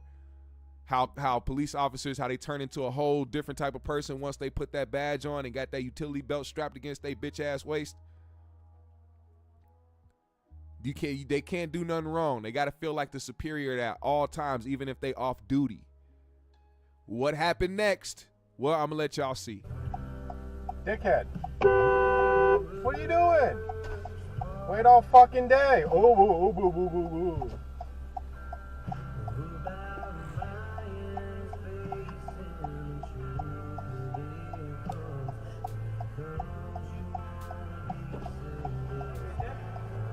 Right on red, you asshole. Really? Where does it say that? It says stop here on red. You're the one sitting on your phone doing other things. I wasn't on my phone. Really? No, I wasn't. Yeah, I saw you looking down doing everything else. No, I was moving something in my bag. Okay, well... And I'll see you with a ticket and I'll pull your supervisor. Sure, sounds good. Let me get your badge number. Okay, asshole. He punched this motherfucker. This off-duty cop punched this nigga in his shit. He punched this nigga so hard, his dog stopped barking. his dog was like, oh, shit. See you with a ticket and I'll pull your supervisor. Sure, sounds good. Let me get your badge number. Okay, asshole. Look, the dog. Hey, dog. You're going to get arrested for assaulting a civilian. So first of all, wait. The cop punches this guy. After assaulting him, he tells the nigga he just assaulted that he was going to get arrested. For what? For honking at you or sticking up his middle finger? What type of bullshit is that? This is how illogical police officers are, and this is why niggas is so against the police for shit like this. This ain't the only one. This ain't the only guy that pretends to act like this when they ego is bruised, when they feel like they stupid, when they feel like some hoes. This is how they react. Majority of them. Sure, sounds good. Let me get your badge number. Okay, asshole. You want to get arrested? You're going to get arrested for assaulting a civilian. Tylil 911, the answer emergency. Yeah, I was just assaulted by a police officer who punched me in the face through my window. Hey, he was about to start crying. I ain't gonna lie, this nigga was about to start crying. I was just assaulted by a police officer who punched me in the face through my window. I feel bad, but look. I hope, because this is the fucked up part about this whole story. That police officer who did that was only suspended for 5 days without pay. Because after further investigation, they only determined that what he did was not by the rules and regulations of what they abide by, so they had to do something. They gave him 5 days suspension without pay, and that nigga went right back on the job. I'm suing out the ass. The whole department gotta pay me, and the county, all that shit. The state, everybody gotta pay me. I need my ducats. You got assault. Matter of fact, your dash camera is on. You know what I would have did? As soon as you would have hit me, that weak ass punch. First of all, that punch didn't do shit to that nigga. That weak ass bitch ass punch, and that's why them motherfuckers be so quick to get the job as a police officer, so they can have a utility belt full of shit that they can use besides their hands because they some hoe ass niggas. You know what I would have did? As soon as he would have went in and hit me, I would have been. Nigga, I would start seizing up. Nigga, I would have sold the shit out of that entire instance, motherfucker. I would have been out of here, man. I would have acted like my soul left my body. I am about to make sure I get every single last goddamn dime out of them. Are you crazy? I'm showing up to court with a neck brace, knee brace, elbow brace, the little finger thing that KG used to wear when he was playing with the Timberwolves. Nigga, I'm showing up with a dog cone. You know the cone that they be wearing around the dog? I'm gonna show up with that shit. Nigga, I'm going to have an eye patch on like Slick Rick. I'm going to be fucked up in that bitch. And I'm finna get every last dime. Fuck the police. Shit is crazy. Do this shit on camera and still get away with it. And you know what's funny? I mean, it's not funny, but it's funny because I can't wait till some shit happens to one of these motherfuckers. These white wing motherfuckers who stand with Trump. Let me tell you something. I'm not finna sit up here and be like, oh, you shouldn't support Trump because he's racist. Oh, you shouldn't support Trump because he really not about trying to help people. He just giving y'all good lip service, but not really finna give y'all shit. I ain't finna go down that rabbit hole, and I'm not finna have no debates with nobody. If you support Trump, you support him. If you don't, you don't. That's on you. But let me tell you why stuff like this is gonna be a problem for people that do support that man. I don't know if you heard, but Trump asked, or one of the things that he's doing while all you guys are paying attention to these different policies and things that he's talking about he's going to do for people that are so good for the community, this nigga Trump also said that he's working towards trying to give police officers full immunity. He said he was going to give police immunity. That's what he wanted to do.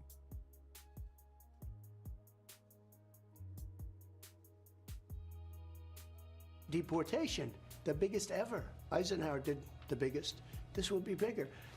But it's a very tough thing. What they've done to our country is unthinkable, that they could do this. And so many other things. I mean, going to New York, the kids can't have Little League games anymore. It sounds so trivial, right? Why? Because the migrants are living in the fields. They have all tents, unless you want to play around the tent. How? Wait, did this nigga say Little League teams can't play baseball on baseball fields because migrants or immigrants are living on the baseball fields? Is that his way of getting the all-American white man to be enraged? Oh, we can't play the good American sport of baseball because those goddamn Mexicans are sleeping on a fucking baseball diamond. Fuck the Mexicans. Fuck these illegal immigrants. Like, that's how you pimp the ear. Do you know how many fucking baseball fields exist in the fucking America? You want to sit here and talk about like this is the type of dumb shit people pay attention to and be like, oh my God. But let's just keep going. How can you implement deportations, and do you think the public will have the appetite, the stomach for watching deportations on their television screen? Well, that question is so great and so tough, because you know the radical left is going to start saying, oh, look, so you'll get rid of 10 really bad ones, and one, you know, beautiful mother who they think is guilty of something, and maybe she is, maybe, and it'll become a story, or a family that's a good family and came in wrong, and you know they're going to show it. Then it's going to always be tough. It's not going to be easy, and we have to use a lot of good judgment. But the way you get rid of them is the local police. You know, the local police know these people by their first name, their middle name, and their last name. The local police are great. They're just not allowed to do their job. They're afraid of losing their pension. They're afraid of losing their wife or husband. They're going to lose their house. They're losing everything. And one of the things I'm doing is giving local police immunity from prosecution. They get prosecuted. When they do their job, they get like your soldiers. When they do their job, when they watch department stores being raided by 500 people, when guys are walking out with television sets and they're told to stand back, okay? They're told to stand back, do not do anything. And they go into these stores, these big stores that have, you know, opened 2 years ago, and they spent $25 million to build a store. And the stores are empty down to the shelves. They even take the shelves out. They take everything. And the cops... This nigga still talking about shit that happened in 2020 that is not happening anymore at all. When was the last time y'all heard about a riot happening or a protest happening where people are looting and taking a bunch of shit? When was the last time y'all heard that shit? But because he understands his fan base, the MAGA clan, the people that will, because they still talk about that shit to this day. They really believe that black people can do shit without consequence in America today. They really think that black people go around and just assault white people because they're white. They really pull up this fucking narrative that they don't see in real life. These people don't see this shit in real life. They watch it on the internet. They watch videos from 10 years ago, 12 years ago, 6 years ago. They watch these videos and say, oh, this is happening today. They don't go outside and see this shit happen. They just talk about it on the internet, and they sit around and they believe it. And then they have somebody who they are a cult fan of, because the MAGA clan is a cult. It is dead ass a cult. There's no other way to put it. This man will say whatever, and they will seriously run with it and go with the shit. There's people that really believe that Minneapolis is just crime ridden and just so much shit and the police don't do shit. Nigga, oh my God, it's insane what they believe. It's insane what they believe. Do you understand? I'm in Minneapolis every week. The place where George Floyd was killed, all around that area where everybody was rioting, all the looting happened. Do you understand what that? I still haven't done it yet. I don't know why I haven't done it yet, but I should just go down there and just videotape what it looks like right around there right now. They were running in Target. You know that famous video of the white lady that was on her motor electric wheelchair and she got sprayed down with a fucking fire hydrant? That was outside that Target during that time. The Target that got fucked up, the Cub Foods that got fucked up, every business, the Tire Zone, the fucking buildings that were unfinished, everything that was destroyed or everything that was looted, everything has been rebuilt, and the whole entire section looks different. And you know when that happened? Not yesterday, not last year, but literally within the same year that the shit happened, within a year span. While people were still talking about how fucked up it is and how the police station, everything's burnt down and it looks like ruins in Minneapolis, these people really set up a narrative that wasn't true, because they knew for years to come it was going to help them further along their agendas. This is why these people are still in political power. Trump talking about immunity for police. When you see shit like this, I wonder if he supports Donald Trump. I wonder if he supports MAGA, if he's one of those guys. If he is, and you sitting here cheering for Donald Trump, well, he's making that nigga get immunity. It's the reason why them niggas can get 5 days suspension without pay, get right back on the job, make their money, and keep their pension, while assaulting civilians, the people that pay their fucking salaries. You tell me that this, come on, man. It's bullshit. It's bullshit. Now, what else is bullshit is when people get on these cameras and turn it around on themselves while they sitting there crying about some shit. I hate that. I hate when people start crying and turn the camera on. It irks my soul. What the fuck are you sitting here crying on camera for? What type of attention are you searching for right now? It don't make no damn sense to me. But while I was scrolling down the Twitterverse, I came across this video of this lady who was in tears because she set up a birthday party for her son, and everybody that she invited, absolutely nobody showed up. It was just her and her son with a table, a long ass table somewhere at Chuck E. Cheese or some shit. I don't know where they was at. Some type of kid's birthday party set up. They had a full everything was there, and nobody showed up. She got on camera and she decided to talk about it. This is what she said. I swear to God, though, don't nothing hurt my motherfucking feelings more than some shit like this. It's just me and my baby, but my feelings is so hurt right now. Thank you. So you do actually get a large pizza for the adult? Pepperoni. I can't even sit here and act like my feelings ain't hurt. My feelings is hurt, though. Like, to have a whole fucking party, to have a whole table, and it's just me and my baby. Like, I'm not even gonna lie, but my feelings is hurt. I can't even hide my emotions right now. Like, I'm not even supposed to be like that, but to be sitting in a place full of people and knowing that it's only you and your baby, man, I swear to God, on my dead mama and my daddy, a bitch can kiss my ass. A bitch better not never in their life hit my motherfucking phone.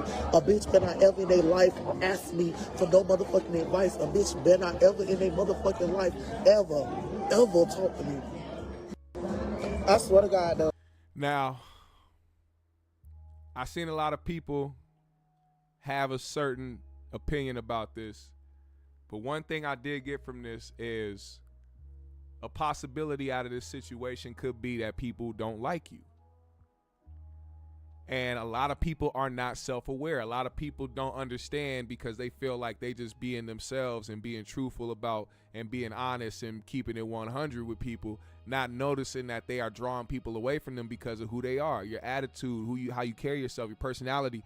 If people don't like that, they not finna show up for you or your child. It's fuck you and that little nigga. We not getting to that part. I'm not going to try to act like I know this lady. She could be a sweet lady. She could be somebody that's super nice. This could be something that was really fucked up. But at the end of the day, people going to show up for you if they fuck with you, especially if it was planned ahead of time. It ain't going to be nobody that showed up. Nobody that showed up speaks volumes about who you are. Not about, and the kids shouldn't have to suffer for that. The kids should never have to suffer for that because his mama out here making people not like her to the point where they don't even want to fuck with the kid. They don't even bring their kids around because they don't mess with you. This energy being passed down to your kid, I'm just assuming. I'm only assuming, but this is what I'm saying. People aren't self-aware in that aspect. You notice when she started talking about how people should never hit her up, she didn't say nothing about nobody hitting her up to borrow money. Don't ever hit her up to come to join their functions no more. She was just making shit general. Oh, don't ever call my phone. Don't call me for advice. Don't go. She didn't mention nothing of anything that people actually did where they invited her somewhere. Don't call me. She didn't mention that because she probably don't get invited places like that because people probably don't fuck with her. This is just a scenario. I'm just trying to give a reason why possibly nobody would show up for your child's birthday, knowing it's for a child, not you, but for your child.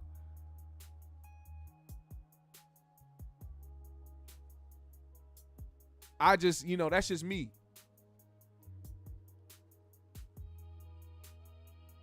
We don't talk about those angles. Everybody want to feel like they a saint. Everybody want to feel like they the shit or like they, a good person until you actually get into a situation where shit get real. Then it starts, and then instead of looking at yourself, instead of understanding, damn, maybe is it me? You still trying to find outlets to put it on other people. Oh, this person ain't shit. This person ain't that. Oh, they just got a vendetta against me. Maybe they just don't like you. Have you ever thought of that? Was that ever a possibility in your mind? Let that sink in. Now, GMS fam, the Green Room today has been a dope show. I appreciate everybody that pulled up today. Shout out to my guys who donated to the Cash App. Hey, man, put that back in the chat for me real quick, man. Shout out to Sean Mims. Shout out to Ernest for sending that Cash App and supporting the GMS show in a big way. I appreciate y'all, man. You can find that Cash App name in the description below as well if you want to support the GMS show. I appreciate y'all so much, man. Make sure you hit the like button on the way out. Follow me on my socials. I follow everybody back. Hey.